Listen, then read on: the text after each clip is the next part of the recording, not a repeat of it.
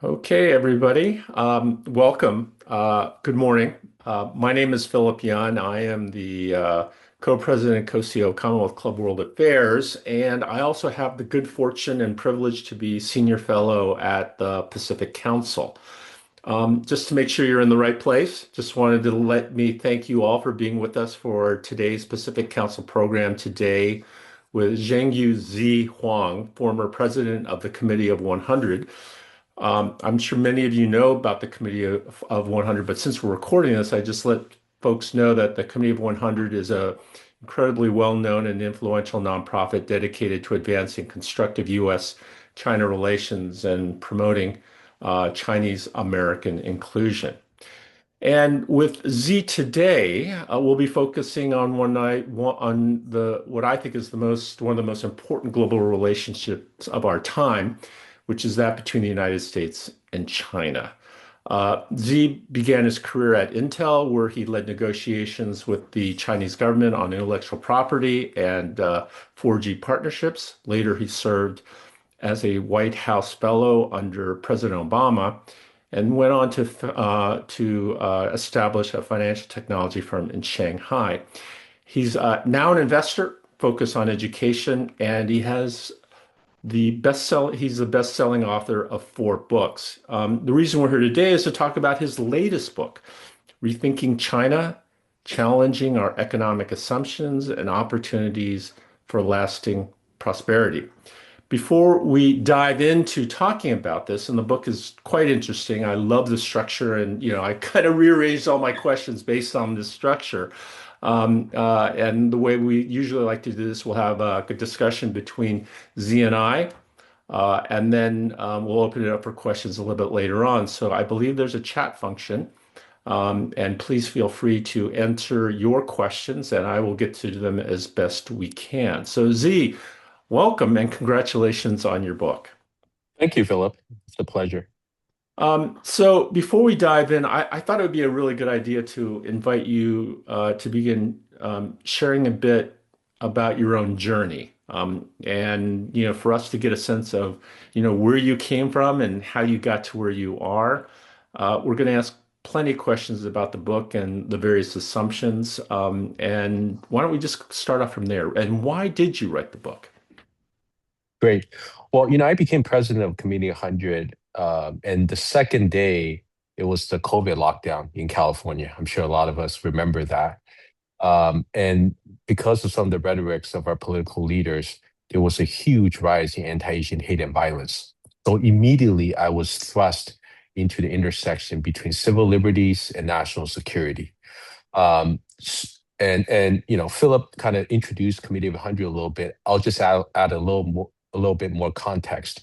It's a 501c3 nonprofit organization started more than 30 years ago at the urging of Henry Kissinger. So Kissinger was good friends with I.M. Pei and a few others, prominent Chinese Americans. And over dinner one night, Kissinger said to I.M., well, U.S. China relations is on the up and up.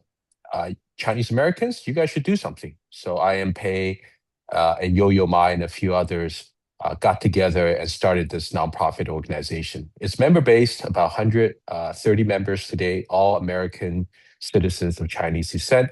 Members that probably people will know well are Jerry Yang, who started Yahoo, Eric Yuan, who started Zoom that we're using, Gary Locke, who was a former governor of Washington State and ambassador to China, amongst others. So I was fortunate to serve about 4 years as president.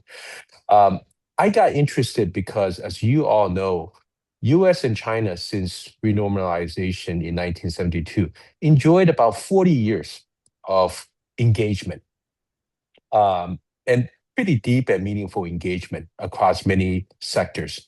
And 10 years ago, that strategic direction fundamentally pivoted from engagement to confrontation and competition. And, Chinese Americans we're the only people who look Chinese in America. So, we're stuck between a rock and a hard place. And with the rise in anti-Asian hate and violence, it was very clear to the committee, and I think to many in the community, that we must understand the situation that we're in and be able to speak up where it matters, especially advocating for, safeguarding our civil liberties while enhancing national security. So for about 4 years, both across the Trump and Biden administrations, I worked closely with the White House, State Department, Department of Justice, the FBI, and both aisles of Congress at this intersection. And, and in this process, I got very curious because I was very curious as to the assumptions that led to this fundamental shift from engagement to confrontation and competition. And that after almost 10 years, what does the data and evidence say about the the assumptions? So, during my time at the Committee of 100 and then for a year and a half thereafter, I spoke to about 300 of the leading U.S. China experts in America, including past and current political leaders, think tank experts, noted scholars, as well as business and civic leaders. And I have to tell you, what I found really surprised me that almost all of the assumptions that we have operated under are either misleading or some are flatly wrong, flat out wrong. And so this book is really a compilation of the data and evidence I was able to gather to share with people, you know, how has these policies that have fundamentally shifted the relationship between US and China affected us as Americans? Because I really believe as Americans, no matter what political inclination you are, you care and we care about three things in common. First is, are these policies making us nationally secure?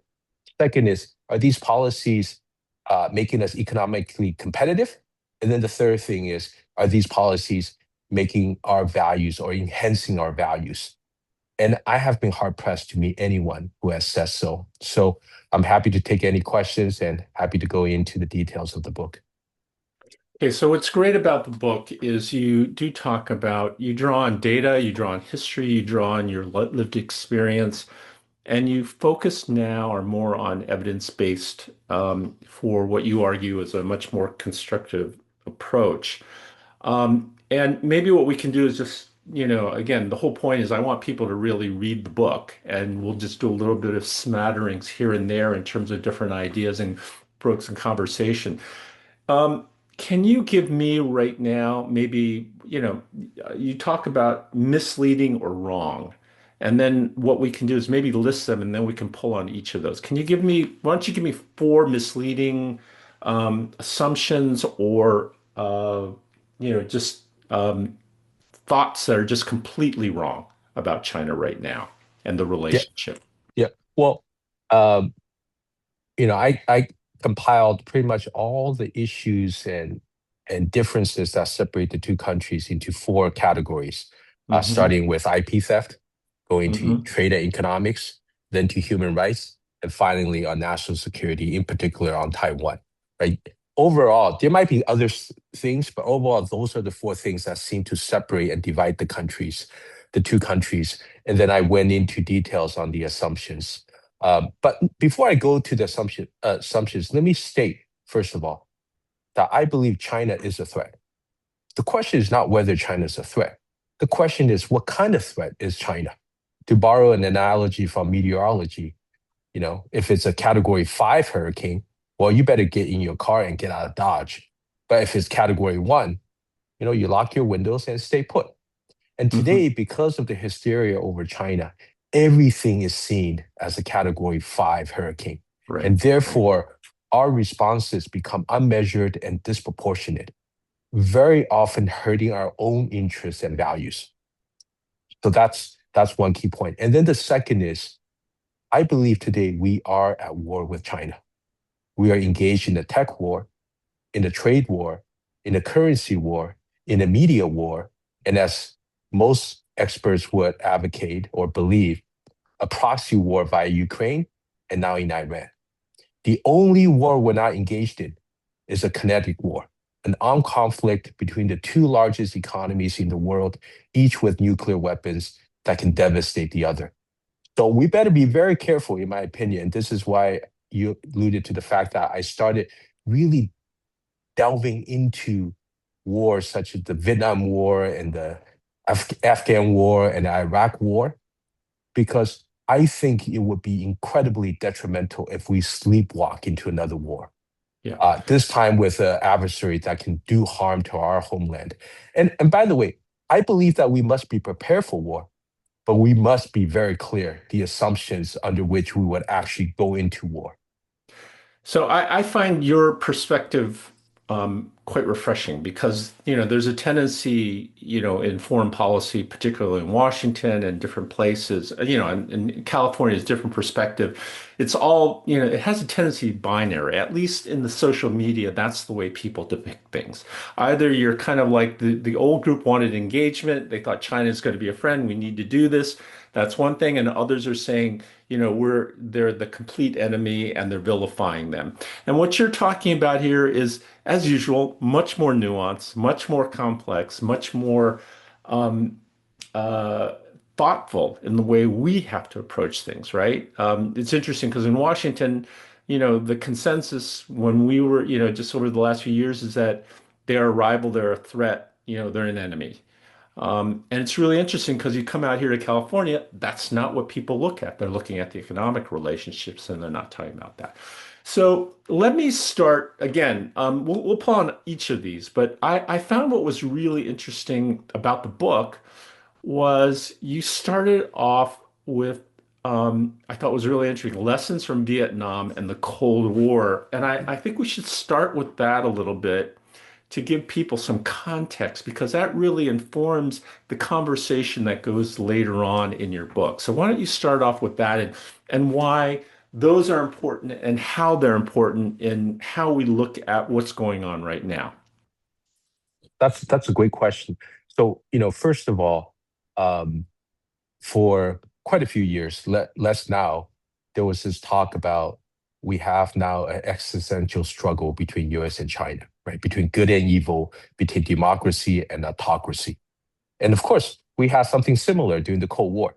So the first thing I want to do is to learn about the Cold War and spoke to experts about the Cold War, right? And then the second is, the Vietnam War was also a clear instance of where um, we went in with the wrong assumptions and we got really mired. So, what do I mean by that? We went into Vietnam under the false assumption that if South Vietnam falls, the rest of Southeast Asia will fall, right? This was the domino effect. While South Vietnam did fall, the rest of Southeast Asia did not fall to communism, right? Similarly, we went into Afghanistan under the false assumption that in order to defeat the Al Qaeda, we must defeat the Taliban. And we went into Iraq under the false assumption that there was weapons of mass destruction. Now, at Harvard Business School, I learned something very important, in my opinion, called GIGO, garbage in, garbage out. No matter how much resource and talent you put into something, if the input is garbage, you're going to get output garbage, right? And so I really studied those. And one thing that there are two things that jump out. I think they are illustrative of our relationship with China today and could be helpful as we chart that path going forward. The first is in Vietnam, in Afghanistan, in Iraq, we believed that if we escalated a little bit, the other side would eventually yield and give up. But but the other side in these conflicts also believed just as fervently as we did that if they just held firm, we would eventually give away. And so we put tariffs on China. China put tariffs on us. We put their companies on the entity list. They put our companies on their blacklist. We embargoed semiconductors. They embargoed rare earth. We built up our military. They built up our military. But at every step of the way, we always thought we had more options. But those wars, especially Vietnam, clearly illustrated that even though our policymakers still believe we had all the options in the world, with each escalation, we had less good options until finally we have no good options. Right. So that's the path that we have to be very careful because we see it today. And we still hear from our politician, well, the thing we got to do is just escalate. Right. And unfortunately, we have been in these cycles before, not once, not twice, several times now. And then what the Cold War also showed that At some point, both sides realized they had the capacity of destroying the other, right? So that, especially after the Cuban Missile Crisis, they actually decided to come to some sort of arrangement that while the two sides, especially in that era, were ideologically and systematically uncompatible, they had to find a way to coexist. And ultimately, every historian I spoke to agreed that we won the Cold War by the power of our example, not by the power of anything else, but by the power of our example, that we proved by our own diligence, by our own capabilities, that our system was better, right? So those were very clear examples, I think, of learnings that perhaps they're still very relevant today. Okay, so let's then take that as context, right? Leading by example, the idea of soft power, right? Which, as opposed to kinetic power, right? Both are important, but one is a matter of emphasis. Let's then talk a little bit. I think the audience here will be interested in specifically your these assumptions. You talked about Yep, IP theft, right? yep, And you yep, said one of the most widely cited claims in U.S. China discourse is the estimated large-scale intellectual property yep, theft, yep, often referenced to be about 600 billion yep, in annual cost. In this book, you argue that that is deeply flawed. Walk us through this yep, and yep, tell us yep. Very happy how to to. think about Yep, this. yeah. Especially for our audience that may be based in San Francisco, I think this is even more relevant. And in LA, So we're the Pacific exactly. Councils. Yeah. Yeah. Exactly. So, look, I went to Stanford. I'm an engineer by training. I care about numbers, right? So when I went around DC and politicians from both sides of the aisle talk about the 600 billion number, I got really curious. So first of all, where does this number come from? Because that's a very big number. If $600 billion is stolen annually from the United States by China, I want to really get an understanding. So I asked around. Nobody could tell me what the $600 billion comes from. Finally, I got referrals. After referrals, I found somebody who was knowledgeable, and he started smiling as I asked him this question. And eventually, he said, "This is a number that came from OECD. They estimated that for OECD countries, about 3% of the annual GDP is lost to IP loss, not IP theft. IP loss is a much bigger category, IP theft, but it's a top-down number, 3%. At the time, the US economy was about 20 trillion, so 3% of 20 trillion is 600 billion. Now, I'm not going to, I leave to your judgment why all of that IP loss is ascribed to China, the one country. But let's say but that's how we understood it. Now, um, as I talk to other think tanks that have actually done real work in the space, they estimate the IP theft, meaning within IP loss, this bigger category, 90+% are counterfeit goods, fake Nikes, fake swatches, etc. Right? Again, all of that number is ascribed to China as the $600 billion. Whereas most think tanks that actually do real research say the number is probably between 30 to $40 billion.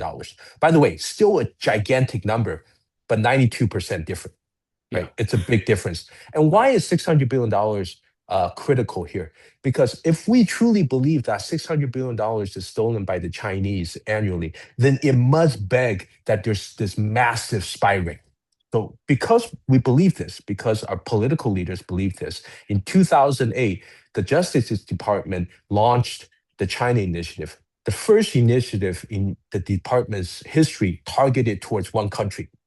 And the FBI director at the time claimed that every 10 hours, a China case was opened. Now, you ask, where are all these spies? I mean, you got to have a lot of spies. Well, it turns out they focused on Chinese American academics who, for the last 40 years, because of their language and cultural backgrounds, were encouraged by their American universities to interact and cooperate with Chinese universities. And then they, of course, published all those collaborations online. They became obvious targets. Thousands of Chinese American scientists were ensnared in this. The MIT Tech Review did an analysis of all, meaning all China initiative cases. And everyone, they found zero cases having to do with economic espionage. Uh, Under my leadership, the Committee of 100, we looked at all Economic Espionage Act cases since 1996, when the act was passed, and found that less than 50% of the cases had anything to do with China. And when they did, about a third of the defendants were later either have their charges dropped or vindicated, meaning a third of all the defendants were falsely accused. And Right. within it, if you had a Chinese surname, you basically, uh, if you get a sentence, you get sentences more than twice as long. You're basically a parade. You get a perp walk. Most, if you don't have a Chinese surname, you basically just turn yourself in. You get a sermon. But if you had a Chinese surname, 80+% of the time, you get a perp walk, meaning the FBI knocks down your door, handcuffs you, and removes you from your home. Um, this got so egregious.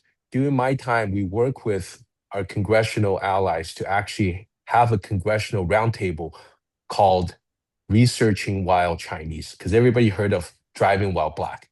This was something we thought very, very critical. Now, why is this critical to the success of America? Here's the reason.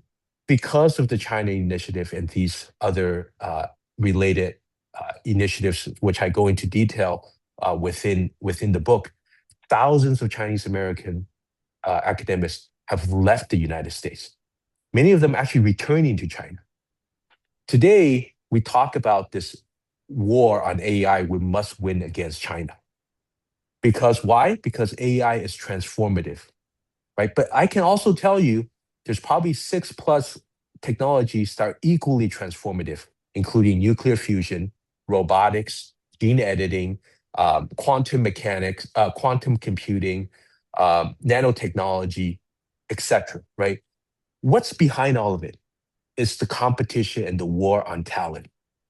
China today produces 6 times as many STEM graduates as the United States, produces 50% more STEM PhDs as the United States. The United States can only compete and win against China on the talent war if we attract the world's best talents, including from China. But instead of doing that, we are now driving the world leading talents from our shores. We're driving away the best talents from us and enabling our competitor, if we see China as a competitor, enabling our competitor to actually keep the best talents. So, how is that actually better for us? So, and of course, in the book, I go through more and more examples, not just the general effects, but the human trials and tribulations, right? I talk about, for example, MIT professor Gong Chen, who was falsely accused. The FBI came out saying, check this out. He stole 22, I think $22 million. Right now, the MIT president had to come out pretty soon and said, no, no, no. That was $22 million that he negotiated on behalf of MIT. Now, the good thing is there was a widespread campaign across universities around the United States, and academics, thousands of academics signed letters ending with "We are all Gong Chen." Of course, Gong was Right. acquitted, but I met and if you track his record, um, he just I think it was just a year ago. He and a few other researchers found this incredibly amazing new material, advanced materials that can be applied in multiple sectors. But when I sat down with him over coffee, he told me he had multiple offers, not just in China, but elsewhere to go. He stayed because his kids were born and raised in Boston. This is home for him. But he said he will never take a dime of federal funding again, Yeah. right? And he's So on the case that he actually stayed. So we are really cutting ourselves and helping the competition when we take these false and misleading assumptions to heart. Sorry, go ahead. so Z, I think you're opening a whole different set of can of worms here, right? Which I want to talk about a little bit later on. About Chinese Americans and really hyphenated Americans here in the United States, whether they be Iranian American, whether they be Korean American, whether they be, Venezuelan American, right? And for me, this alludes to talent. So you know, and it's really about economic interdependence and it's about trade and economics as well. I mean, it's a $1.2 trillion relationship. All kinds of things are happening within that relationship. Let's talk about some of those core assumptions underpinning the relationship and where we're getting it wrong. One, you just talked about talent, right? And people, as a reminder, everyone, if you have questions, please put them into the chat. Um, and obviously, this whole thing of, the FBI and others arresting Chinese Americans is a chilling effect. In my time when I was in government, it was Wen Ho Lee, right? Same Yep. circumstance, right? No different. Um, and so what what do you think we're getting? What else are we getting wrong about Yeah. the trade relationship? So let's talk about trade, right? Yeah, $600 billion in trade, about 450 billion China to US, 150 billion US to China. Now, these numbers are probably have changed quite a bit in the last couple of years because of the immense tariffs, but generally, if you assume that there's transshipment, it's about right. But there's another 600 billion, which is 540 billion of uh, uh, revenue made by American companies that are based in China, the profits of which, much of which does not flow back, and then 60 billion of Chinese companies with subsidiaries actually in the US, right? So it's about roughly 1.2 trillion. I met with of course, we've already heard, I'm sure everybody here has heard about, the China shock, right? China's entry in the WTO, devastating manufacturing, especially in heartland America. So I met with all the uh, authors of the China Shock, the original paper, and of course with pretty much all the authors and scholars who studied the effect on employment, U.S. employment, because of the China Shock. Now, about 1 million manufacturing jobs were lost during this time. And let's say all of it is because of China. What's interesting is that's just the first part. When I hear the first part, the second part, which most of us don't hear about, is the fact that almost all of the research also shows that an equal number, if not more jobs, US jobs, were created because of China's entry in the WTO, except that the job losses were more concentrated in places where Americans were less educated and less mobile, and the jobs created were more concentrated in areas where Americans were more educated and more mobile, especially around the two coasts. You can imagine, designers, marketers from right. Apple, because of their ability to sell more iPhones to China. The conclusion that everyone told me was, it's not just about China. China is actually a harbinger of the distributed benefits of globalization, but the concentrated hurt of globalization. And that unless we treat this as a domestic issue, we will never truly tackle that, right? Because imagine, even if we take today, as we know, the US economy has largely shifted to a service-based economy. If you pick up your phone and call, your Citibank service center, you're probably not going to get somebody with a Chinese accent. You'll get somebody with an Indian, a Filipino, a Malaysian accent, right? Right. So even if we take down China, if we don't treat this as a domestic problem and solve the concentrated hurt of globalization, we still have massive competitors like India, like Malaysia, like Philippines waiting in the wing because they want to get rich too, right? So over and over again, I realized we are externalizing a domestic issue, an issue that we need to pay attention to because it is true that Middle America have been most hurt by globalization.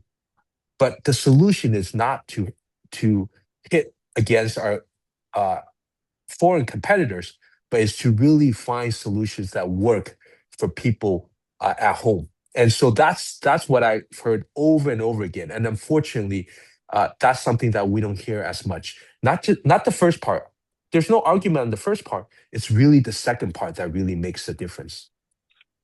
Okay, let's then talk about, what was it, a couple years ago, or maybe the whole idea of decoupling.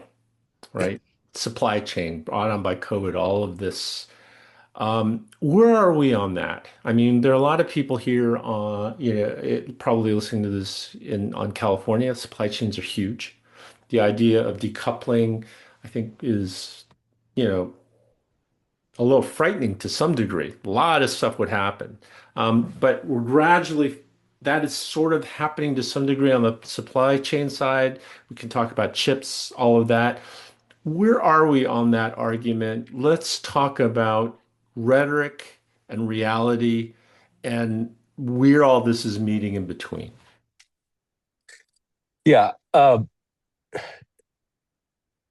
it, this is such a vast question.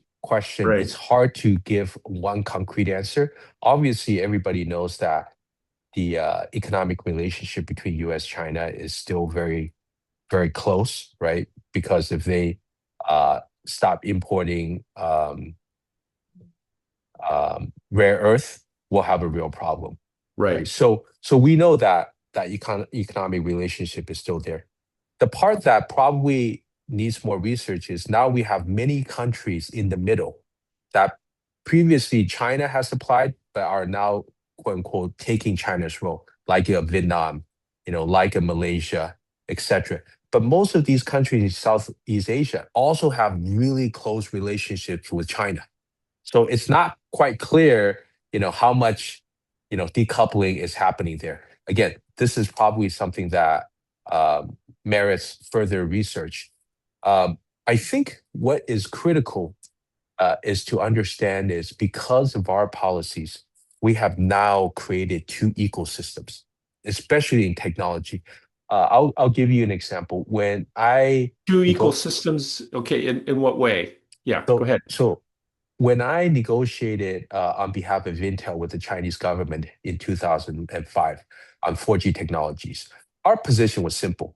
Why would you ever want to build a domestic technology? Because your companies like a Huawei, like a ZTE, want to build a technology that they can use globally, right? A domestic-based technology is useless. And the government did not 100% agree with us. They spent $50 billion on the technology called TDS CDMA, was a domestic-based kind of 4G technology. But the interesting thing is, every time we spoke with the head of Huawei or ZTE or China Mobile, they all said, that's a government mandate. We'll do what the government says because they pay us, but we also want a global ecosystem, right? We don't want to build something that only works within China. But the last 10 years, and this is why for many years, the Chinese wanted to be good in semiconductors, wanted to be good in software, but they never had a chance because we know industrial policy only works when government incentives lifts the market so that market mechanics eventually take over. But the last 10 years, we actually made it impossible for, for the Chinese to actually do global because we basically said you have no semiconductor. Before 2005, there wasn't a viable semiconductor industry in China. And now there is, right? Mhm. Before 2005, there wasn't a viable kind of operating system, software system in China. And now there is. So we are at a point, yes, the Chinese are still behind us in terms of some of these core technologies, but their ecosystem will never go away now. They will always foster their domestic ecosystem. There was a big thing made about China, made in China 2025. And so 2025 just happened. So quite a few US organizations, including the Chamber of Commerce, looked at uh, made in China 2025 and analyzed because the last 10 years was the time where we talked about as you mentioned, we talked a lot about decoupling, we talked a lot about sanctions, we talked a lot about embargoes. Well, what happened after 10 years of sanctions and embargoes and decoupling to made in China 2025? According to the Chamber of Commerce, of the 10 sectors where 10 years ago China wanted to catch up, 6 sectors they're perhaps leading us, and 4 sectors they have greatly abridged the chasm. So again, I like to say the people I met in DC, I believe they all come with good intentions, that they want to do good for the American people and protect the American people. But I also believe, as a person that has a business background, that results matter, because I'm sure everybody's heard the phrase of, the road to ruin is paved with good intentions. Right. Ultimately, we have to look at the results. And the results are so clear that the policies that we have advanced in the last 10 years have not made us more nationally secure, have not made us more economically competitive, and have not advanced our values. And I believe as Americans, we have an ability to say, hey, if the results are not there, maybe we should rethink and pivot. And hence the book, Rethinking China. An Okay. ability to say that what do the results say? Is it time for us to rethink? So what I'm hearing from you is that the export controls on advanced semiconductors, which has been a central tool and continues to be, is going to backfire. Is that how you feel? It's that we're creating something that we are not intending to because we want to keep it away from them? Is that going to work? Oh, it's already proven not to work, because 10 years ago there wasn't a Chinese semiconductor industry, and now there is. 10 Okay. years ago there wasn't a CPU, GPU industry, and now there is, right? As 10 years ago, there wasn't, I know AI. SMIC quite well. 10 Yeah. years ago, SMIC, was a nobody. And now there's a complete supply chain supplying TSMIC, SMIC, and as well as other newcomers, right? Where, what I'm basically saying is it's very clear on the data and the evidence that the last 10 years, because of our policies, we have actually helped tip a government mandate that no local Chinese companies wanted to follow into real market initiatives. And when the market finally decides to take over, that's when industrial policy becomes real. And then from your perspective, and you do talk about this in the road ahead, but let's just talk about this right now. What would you do then at this point to, you said re-examine policy. What's the Yep. policy, at least in this circumstance, on the trade and economic side, you would Yep. propose to do?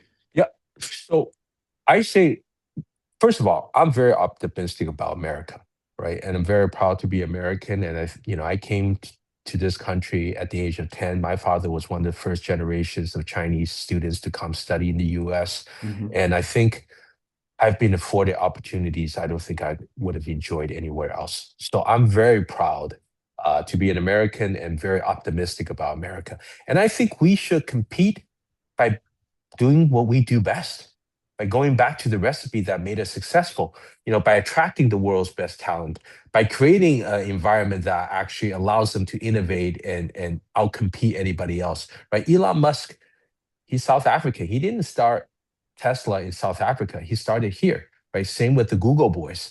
Same with, Eric Yuan, who started Zoom. Um, the assumptions we must, I think, are outdated that we must get past. The first is the Chinese are good copiers, but not good innovators. The truth is, they've proven that they are actually really good innovators. They might be good copiers and they might also steal, which we have to protect ourselves against, but they've proven themselves to be very good innovators. And we have to take heed of that, right? They are now leaps and bounds ahead of us on EV, on batteries, and let's do what we did best. In 1980, there was a giant scare that the Japanese were going to take over. Right? Japanese vehicles were also so much better. Instead of just getting scared, Americans also got curious, right? We started to learn about Kaizen. We started to learn about lean manufacturing, about Six Sigma, right? And we started to actually adapt a lot of their best practices. And today, we're able to do the exact same thing. If we adjust our assumption to say, oh, the Chinese, all they do is copying. Well, maybe that was true 20 years ago, but it's certainly not true, right? We have to be humble enough to say, you know what?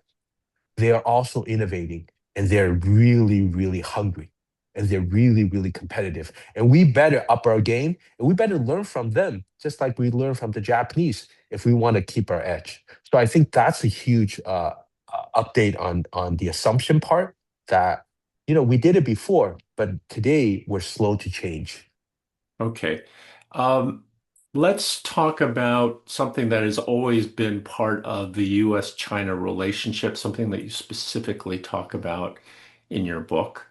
Um, and it's human rights. You Yep. talk about our values at home and abroad. You talk about examining how much impact have we had? Has it really worked? Are we is there an assumption there that we need to re-examine? It is a different time. It's a different time.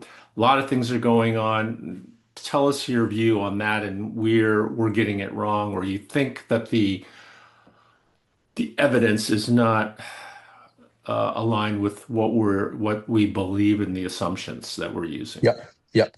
Look, this all stemmed from a conversation with a senior state department official. He said, "Look, Mr. Wang, you speak so eloquently about Chinese American rights. Why don't you speak about human rights in China?" And I thought, well, that's actually a good question, right? But I got really curious because, look, I'm an American. I'm a taxpayer. Of course, I can speak about my rights and my, community's rights. But under what kind of framework can I speak about human rights in another country, right? In a foreign country. So I started talking to experts from Human Rights Watch, from, scholars who study human rights um, on two things, right? One is it seems that in the last 10 years, our primary weapon to enforce, our mechanism to enforce human rights is economic sanctions. And I wanted to know what the data evidence say. Does that actually work? And pretty much all the data evidence say economic sanctions do not work. In fact, much of the data evidence suggests that it might have a negative effect, meaning if you sanction people, they care about it less, right? And also, if you sanction people, they usually have less money to actually monitor their own security apparatus, etc.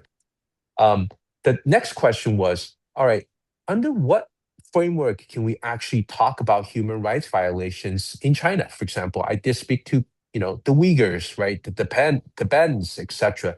Um, and everybody points me to one framework, which is the United Nations Declaration of Human Rights, right? This is a charter that's signed by all United Nations member states, including China, including North Korea, including Iran. And it seems that the data evidence suggests that that framework seems to yield the best way of holding each other accountable because, uh, you know, a small country cares, but a big country like China really cares about how they are being perceived in the international sphere. And so uh, here I started asking, all right, how does this framework work? Because, whenever I talk about this framework, people refer to an international rule-based system. Right. I always get curious because what is the international rule-based system? Can you give me some examples? And then, of course, it kind of goes back to the one international rule-based system that today everybody agrees to is the United Nations framework. And unfortunately, as we all know, we haven't, you know, and some of it is because of the issues with the United Nations, which I listed quite a few. I talked to, somebody who represented, who was, I think, the United Nations General Assembly president for a term, etc. And I spoke to, the second in command from the United States at the United Nations, and they all said some of it is, the mechanisms from the United Nations that was established post World War II probably do not fit what's needed today, but a lot of it is also the United States kind of pulling ourselves away from this one true international rule-based system.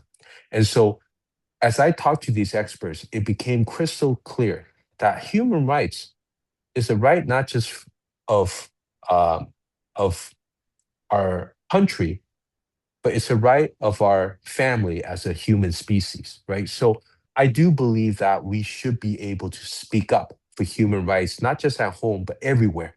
But the framework with which we can actually speak up and have the other side hear us and actually have data and evidence prove that it's actually effective is an international rule-based system, right? And that system, unfortunately, today, we are not taking leadership in.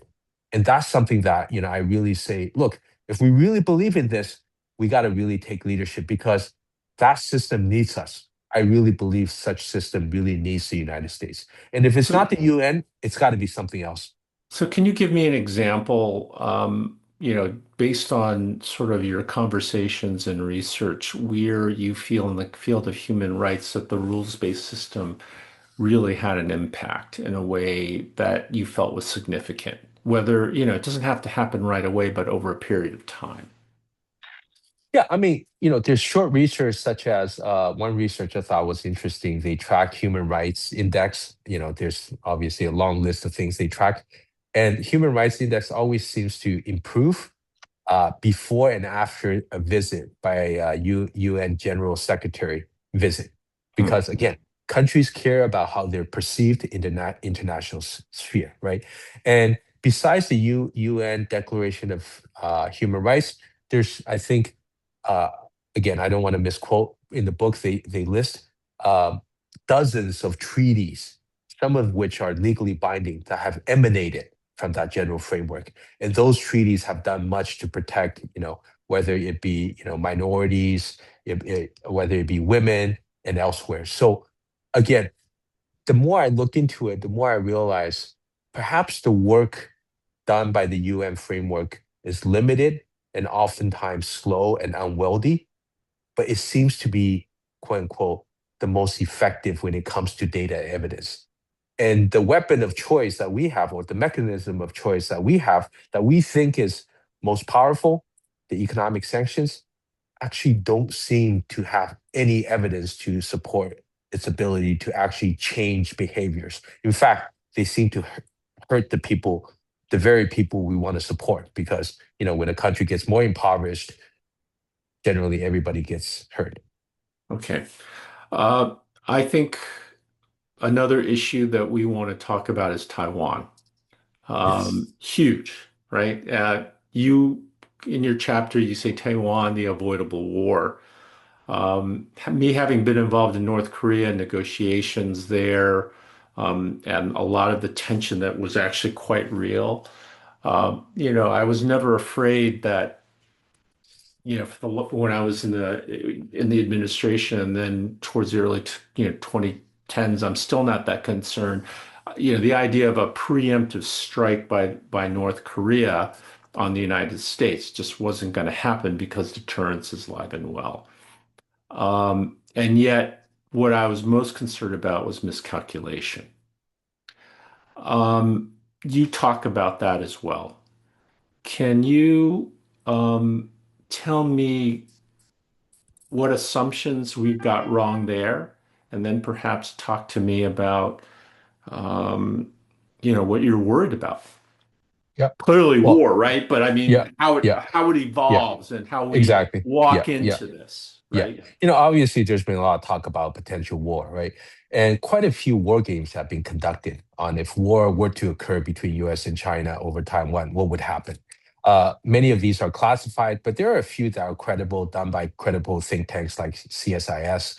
I talked to the authors of these, and not all of these war games, US wins, right? There's Right. probably now about half where the US wins, but I picked the ones where the US wins, the first battle of the war.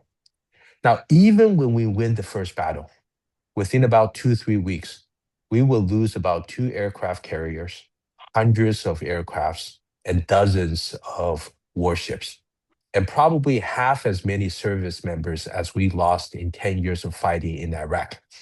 Now, I asked all these experts, okay, so after this battle, would the Chinese quit? Nobody thought the Chinese would quit. So I asked them, how would this war escalate? Right? Obviously, most of their munition and their naval bases are along the eastern seaboard where their civilian populations are. Do we bomb them? If we bomb them, do they bomb ours? Do they bomb our military bases abroad and perhaps our homeland? And how does that escalate? Well, seems like it escalates pretty quickly. Usually the experts stop after about 5, 10 minutes because you eventually will go nuclear. Now, I have talked to some other experts who say, well, if you game it out and eventually you have to go nuclear, then you may have to escalate immediately. right? Because if you figure out in every case you're going to go nuclear, then why not you go nuclear first so that you can basically destroy the other as much as possible so that their retaliatory strikes aren't going to hurt you as much. Right. In either cases, things like going nuclear was a very distinct possibility, if not a conclusion. Usually around that time, the experts just stop talking, right? So then I asked them, all right, if the consequences are so dire, even if we win, and by the way, let me just stop for those of you who are not familiar with Taiwan. I spent a lot of time in Taiwan. You have to understand the island of Taiwan has a population smaller than the city of Shanghai. The island of Taiwan has a GDP smaller than the city of Shanghai. Taiwan, unlike Ukraine, has zero chance of defending itself against China unless the US directly intervenes. All the weapons, all the intelligence, everything we provide Taiwan is just so that it can hold on just a bit longer before the US intervenes directly. Right. So if there's a war over Taiwan, it will be a direct military confrontation between US and China. There's no questions there, right? And so I asked, all right, if the consequences are so dire, why are we fighting? Right? What's the assumption that we're fighting for? A few years ago, it was because Taiwan is a democracy and a longtime partner. Well, we know now that we don't always fight for a democratic partner, right? So that reasoning has gone out the door. Then I hear because of the advanced chips, right? TSMC and UMC are there. Well, I worked at Intel. I was the managing director. I worked in the fabs. That's nonsensical. Why? These fabs are gigantic. If you don't want the Chinese to have them, you just bomb them. Or you put an embargo, most of their equipment and their software are from overseas, they'll stop producing, in a short time, right? So chips is not the issue. The only valid assumption I've heard that made sense was if we lose Taiwan, we will likely lose all of Asia because our partners, such as Japan, such as South Korea, and most importantly, the ASEAN countries, will no longer believe in us. And ASEAN countries is where, if those of us are familiar, are 10 countries that comprise Southeast Asia that as an economic bloc is slated to be bigger than the EU by 2030 or 2035. Right? This is where all the action is. If we're thinking about where the growth is for the next century, Southeast Asia in particular is where all the action is. That kind of makes sense to me, right? We don't want to lose Taiwan because we don't want to lose access to Southeast Asia in particular. Now, here's the crazy thing. We are not doing anything besides building up our military to advance our interests in Southeast Asia. Today, China is Southeast Asia's largest trading partner, and Southeast Asia, the ASEAN countries, is China's largest trading partner. Our trade with the ASEAN countries is significant, but it's dwarfed by China. And in fact, because after the repeal of TPP, which under President Obama they tried to kind of pivot to Asia, under that we've really done nothing to deepen our um, economic, political, and social integration with the ASEAN countries, a region purportedly we will go to war over Taiwan for. And so again, for me, it's well, we seem to get our assumptions right. Obviously we want to build up our military in case China does anything that we don't like. But if our goal is to make sure we have a presence in Southeast Asia, we better start integrating ourselves deeper, even without that military engagement. And here's what's interesting. Every single person I've talked to from the ASEAN countries would say they understand China is an important partner. Why? Because it's there. It's 1.4 billion people. They have to work with China. But every single one of them said they also want deeper integration US. with the United States. Yeah. Why? Because they're already an important part of our supply chain, and they want us as a counterweight, as a counterweight. So it's not clear to me that Taiwan equals Southeast Asia. And more importantly, it's not clear to me that we're doing anything to actually advance, our goals in Southeast Asia today with our primary and sometimes, perhaps sole objective on military deterrence with regards to Taiwan. And I think that's where our assumptions may have to be updated. Okay, Z, I want to integrate a few more questions from our audience. Sure. So here's one. If we revisit the conversation, our conversation here, let's make a date 10 years. Yeah, yeah. What developments would signal that the US and China chose a path towards prosperity rather than division? Good question. I asked a lot of thoughtful. I spoke to pretty much all the former ambassadors to China, right? I asked them this question. I mean, obviously they're American politicians steeped in American politics and culture, and they spend enough time in China to truly understand China on the senior level, but also on the people to people level. Ask them, all right, what's a possible solution, right? And someone who worked with Henry Kissinger pointed me to this fiction, a purely made up fiction that actually brought prosperity between US and China for 40 years, going on to 50 years, but also peace and prosperity between China and Taiwan for the last 50 years. And that fiction is the One China policy. Right? In 1972, the number one issue between US and China renormalizing was Taiwan. And at that point, nobody could agree on this. And so both sides said, why don't we just come up with a pure fiction that there is just one China, right? And both Taiwan and China or mainland China are part of that. And you can disagree, who's running that China. You can disagree, which part you are, but is that okay? And I have to tell you, that pure fiction was the masterstroke of diplomacy. Why? Right. Because it ushered in unprecedented amount of collaboration and engagement between US and China, but also between China and Taiwan. Most people don't understand. The largest foreign direct investor, I spoke to a bunch of people, who studies China and Taiwan relations, right? Especially a professor who wrote a book on this. Most people don't understand. The largest foreign direct investor in China for the last few decades wasn't the US, wasn't EU. It Taiwan. was Taiwan, followed by Hong Taiwan. Kong, right? Yeah, yeah. At its height, the Taiwanese companies in China produce 14% of tax receipts in China. Today, there's still 1 million Taiwanese living in China. Before the renormalization, there were already Taiwan crises that happened. Right? There's 5 Taiwan straight crises, but 3 of them happened before 1972, involving live fire, involving actual military confrontation. After 1972, there weren't any. In Right. fact, the two countries have really deepened that engagement and relationship. So I really believe that there is a chance for foresighted politicians to come up with a new fiction that Right. can once preserve, Taiwan's status, The status quo. but also to ensure that there is a place for both US and China in Asia Pacific. So Z, Right? Because ultimately, those are the goals. Sorry, I'm go ahead. conscious of people's time. We've got a Yep, couple minutes, so I want to answer yep, one real quick question, and then I sure, want to have the last moment, your last few words, okay? yep, So, how can we speak out against and take action to prevent Chinese transnational repression and the long-arm policing of Chinese Americans, dissidents, and the greater diaspora? You've got, yep, that's a long question. That's a big question, but maybe 30 seconds. yeah. I think very easily is uh, to engage with the Chinese American community, right? This is something very similar. We hosted this,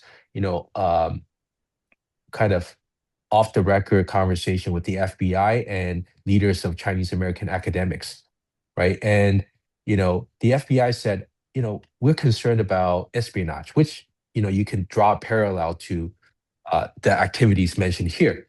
What can we do to engage with Chinese American community? And the scientists said, look, first, don't cast suspicion on us, right? Don't think of us as spies. We want to report to the FBI. If anybody approaches us about espionage, our first instinct is to report to the FBI. But if we're afraid of the FBI, then of course we're not going to.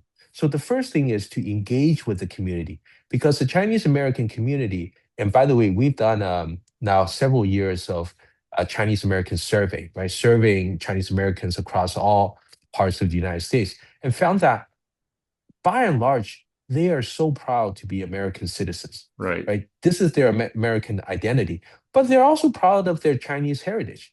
And they really believe that they have something unique to contribute. And I do want to end this by saying Chinese Americans, we are not national security liabilities. We are national security assets. We are Americans, but we also understand China. And in this competition or confrontation or engagement with China, we can be vital national security assets. And to engage that asset, I think is the best way. Okay. Z, unfortunately, run out of time. I think that is like the perfect ending for you. I think there's a lot of application. As I said, there's so many hyphenated Americans in the United States right now. And one of the beauties of America is that we are all assets, right? That's right. We have connections to the whole world if we have the ability to use, and our country will allow us to use that. And I think that's Exactly. what we're doing. So Exactly. anyway, let me take a minute to thank you very much for joining us. Uh, Zhengyu Zi Huang, thank you. Congratulations on your book. Please buy it. Rethinking China, Challenging Our Economic Assumptions and Opportunities for Lasting Prosperity. For those of you who are members of the Pacific Council, please continue. Let us know your feedback on how we did and what we're doing. We always need you to participate and engage, and we'll see Yeah. you again. My Yeah. name is Oh, Philip by the way, Young. Philip, Oh, yeah. if I could just chime in, I'm supposed to say this. If everybody who's interested, you can also visit a website called rethinkingchina.us. You can download the first chapter for free and you can get additional information. Rethinkingchina.us. So Okay. All right. Everyone, thank you so much for joining us. Thank you to the Pacific Council and the support we've gotten here. And we'll see you again next time. Bye-bye. thank you, Philip. Bye bye. Yeah, thank you.